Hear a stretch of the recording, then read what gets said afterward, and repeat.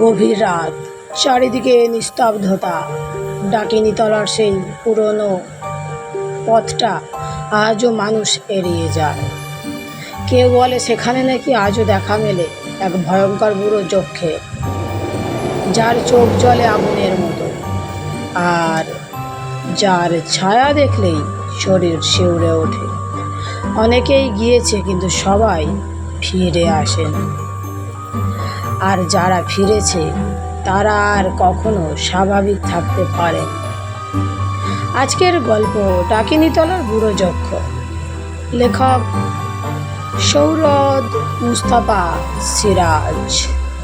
তোমরা শুনছো ভৌতিক রহস্য।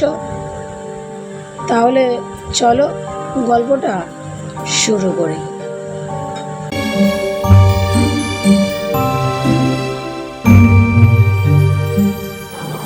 আমাদের বাড়ির পিছনে একটা বাগান, তারপর ধুধু মাঠ। মাঠের মধ্যেখানে ছিল একটা বটগাছ। গাঁয়ের লোক বলতো ডাকিনীতলা। ডাকিনীতলা তার মানে ওই ধুধু তেপান্তরের একলা দাঁড়ানো বটগাছটার দিকে দুপুরবেলা তাকিয়ে থাকতুম যদি ডাকিনীটাকে দেখতে পাওয়া যায়। রোদ্দুর চনমন করতো মাঠে, জন নেই, মানুষ নেই, খাঁ চারিদিক। কথায় বলে ঠিকঠাক দুপুরবেলা ভূত প্রেতে মারে ঢেলা। দুপুরবেলায় ভূত প্রেতে ডাকিনীরা পাড়া গাঁয়ের গাছগুলোতে ওঁত পেতে থাকে কি না। একলা দোকলা গাছতলায় যেই গেছে টুপটাপ ঢিল পড়বে গায়ে। কিন্তু ব্যাপারটা সত্যি। অত দূর থেকে একটা ছোট্ট ছেলেকে ডাকিনীতলার গেছো ডাকিনী ঢিল ছুঁড়ে মার, সেই গায়ের জোর ডাকিনীটার নিশ্চয় ছিল না। বটতলায় গেলে তো, কিন্তু এরা নাকি সবই দেখতে পায়, যত দূরেই থাকো চোখে পড়বে। একদিন হয়েছে কি, দুপুরবেলা রোজ যেসব বাগানের ধারে দাঁড়িয়ে দূরে ডাকিনীতলার দিকে তাকিয়ে থাকি, সেই রকম তাকিয়ে আছি। হঠাৎ চোখে পড়ল হাজরা মশাইয়ের ছেলে নীলু হাফ প্যান্টুল পরে খালি গায়ে মাঠের দিকে চলেছে। নীলু আমার সঙ্গে একই ক্লাসে পড়ে, ক্লাসের সবচেয়ে ভীতু ছেলে, আবার তেমনি রেহদ্দ গো বেচারা। তাই তাকে অমন হন করে ডাকিনীতলার দিকে যেতে দেখে খুব অবাক হয়ে গেল। এই রে, নির্ঘাত মরবে। যেই যাবে কাছাকাছি ডাকিনীটা ওর গলা মটকাবে, রক্ত চষে খাবে। হাঁ করে তাকিয়ে ওর কাণ্ড দেখছি। এমন সময় আমাদের কুকুর ভুলো এসে আমার পা শুকে লেজ নেড়ে ঘেউ ঘেউ করে উঠল। ভুলোর মতো তেজি কুকুর গাঁয়ে আর দুটো নেই। ওর গায়ের গন্ধ পেলেই মাঠের শেয়ালগুলো লেজ গুটিয়ে তল্লাট ছেড়ে পালায়। একবার এক ভাল্লুকওয়ালা এসেছে ভাল্লুকের নাচ দেখাতে। ভুলো সেই নাচুনে ভাল্লুকটার উপর ঝাঁপিয়ে পড়ে মেরে ফেলে আর কি। অনেক কষ্টে ছাড়ানো হয়েছিল তাকে। অথচ কুকুর ভাল্লুক দেখলে কী যে ভয় পায় সবাই জানে। ভুলোকে দেখে আমার সাহস বেড়ে গেল। ওর গলায় হাত বুলিয়ে বললুম, এই ভুলো, আমার সঙ্গে যাবি? ভুলো লেজ নেড়ে সাড়া দিয়ে বলল, ভাল্লুক যদি জব্দ হয় ভুলোর পাল্লায় পড়ে ডাকিনিও নিশ্চয়ই জব্দ হবে। অতএব তক্ষুনি মাঠের দিকে চলতে থাকলো। ভুলো আমার সঙ্গে চলল, কখনো পিছনে কখনো এপাশে ওপাশে। সে ছুটোছুটি করে এগোচ্ছিল।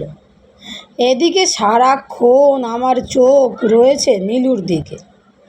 একটু পরেই দেখলুম নীলু বটতলায় পৌঁছে গেল, কিন্তু তারপর ছায়ার আড়ালে তাকে এত দূর থেকে আর দেখা যাচ্ছিল না।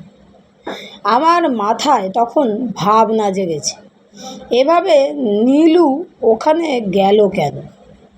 ডাকিনীটা কি গাঁয়ে এসে ওকে ভুলিয়ে ভালিয়ে নিজের ডেরায় মারতে নিয়ে গেল? সর্বনাশ! তাহলে তো ওকে বাঁচাতেই হবে। ভুলো যখন সঙ্গে আছে তখন আর আমার ভয় নেই। আমি জোরে হাঁটতে থাকলাম। নির্ঘাত বোকা নীলু ডাকিনীর পাল্লায় পড়ে গেছে। বটতলার কাছাকাছি যেতে না যেতে ভুলো লেজ তুলে আকাশের দিকে মুখ উঁচু করে হঠাৎ লম্বা এক টানা ঘৌ ছাড়ল। এইতে আমার বুক একটু কেঁপে উঠল। মামার কাছে শুনেছি জীবজন্তুরা ভূত পেত ডাকিনী সবাইকে দেখতে পায়। তার মানে আমরা যাদের দেখি না ওরা তাদের দিব্যি দেখতে পায়। এমনকি দেখেছি পাঁচিলের ওপাশে অচেনা মানুষ এলে ভুলু তাও টের পায় এবং বেজায় হাঁক ডাক শুরু করে। রাতের আঁধারেও তো ভুলু দেখতে পায়, অথচ আমাদের আলো চাই। কাজেই ভুলু নিশ্চয়ই একটা কিছু অদ্ভুত ব্যাপার দেখতে পাচ্ছে। ভয়ে ভয়ে বললুম, ভুলু, কিছু দেখেছিস নাকি? হ্যাঁ, কিছু দেখতে পাচ্ছিস নাকি? ভুলু আমার দিকে ঘুরে লেজ নেড়ে কুকুরের ভাষায় বলল। তারপর সে আচমকা বটতলার দিকে দৌড়তে থাকলো। দেখা দেখি আমিও সঙ্গ নিলুম। তারপর বটতলার কাছে গিয়ে হাঁপাতে হাঁপাতে ডাকলুম, নীলু, নীলু। বটতলায় কখনো এর আগে যায়নি। কি প্রকাণ্ড গাছ, চারপাশে অনেক ঝুড়ি নেমেছে। গুঁড়িটাও পেল্লায় মোটা, শেকড় বাকড়ে ছড়ানো রয়েছে অগুন্তি। সনসন করে বাতাস বইছে, বটের পাতা কাঁপছে। ভুলো মাটি ছুঁকে ঘুর ঘুর করছিল। নীলুর কোনো সাড়া পেলুম না, চুপচাপ দাঁড়িয়ে আছি। হঠাৎ মনে হলো বাতাসের সুরে কে যেন গান গেয়ে কিছু বলছে। গা শিউরে উঠল। আবার ডাকলুম, নীলু, নীলু, কিন্তু সাড়া পেলুম না। এই সময় ভুলো মুখ তুলে আবার একখানা লম্বা ঘেউ ঘেউ ছাড়ল। তারপর দৌড়ে গাছের ওপাশে চলে গেল। তখন আমিও গেলুম।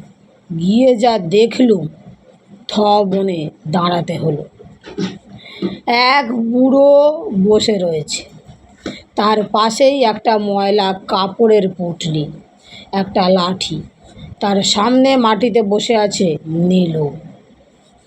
বুড়ো লোকটা চোখ বুজে যেন ধ্যান করছে। তার গায়ে একটা তালি মারা ফতুয়া, খুব নোংরা সেটা। মাথায় একটা পাগড়ি, তার কানে বড় বড় তামার আংটি ঝুলছে। গলায় একটা মস্ত চাঁদির চৌকো চাকতি আছে। এইবার মনে পড়ে গেল, আরে এ তো সেই ম্যাজিশিয়ান, সেদিন আমাদের পাড়ায় ম্যাজিক দেখাচ্ছিল। আমি আরও অবাক হয়ে গেলুম। নীলু এতক্ষণ আমাকে দেখেও যেন দেখছিল না। এবার চোখে চোখ পড়তেই সে ঠোঁটে আঙুল রেখে আমাকে চুপ করতে ইশারা করলো। তারপর চোখ নামিয়ে তেমনই ইশারায় ম্যাজিশিয়ানকে দেখিয়ে তার পাশে বসতে বলল।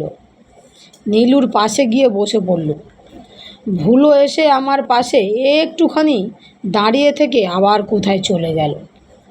একটু পরে বুড়ো ম্যাজিশিয়ান চোখ খুলল। বিড়বিড় করে কি অস্পষ্ট মন্ত্র পড়ল যেন।